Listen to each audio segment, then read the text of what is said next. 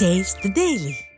கன்னியாகுமரி மாவட்டம் அஞ்சு கிராமம் அருகே நடைபெற்ற பொங்கல் விழாவில் அதிமுக முன்னாள் அமைச்சரும் சட்டமன்ற உறுப்பினருமான தளவாய் சுந்தரம் சிறப்பு விருந்தினராக கலந்து கொண்டார். அஞ்சு கிராமம் அடுத்த லட்சுமிபுரம், சங்கரலிங்கபுரம் கிராமங்கள் இணைந்து நடத்திய பொங்கல் விழாவில் பங்கேற்று இளவட்டக்கல் தூக்கும் போட்டியை தொடங்கி வைத்தார். இதில் சுற்றுவட்டார பகுதியைச் சேர்ந்த இளைஞர்கள் ஆர்வத்துடன் இளவட்டக்கல்லை தூக்கினர்.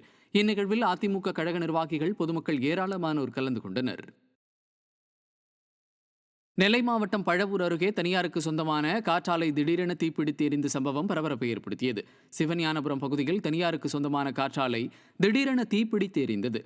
மின்கசிவு காரணமாக கரும்புகை வெளியாகி தீப்பிடித்து எரிந்ததில் காற்றாலை முற்றிலும் சேதமடைந்தது. இச்சம்பவம் சிவஞானபுரம் பகுதியில் பரபரப்பை ஏற்படுத்தியது.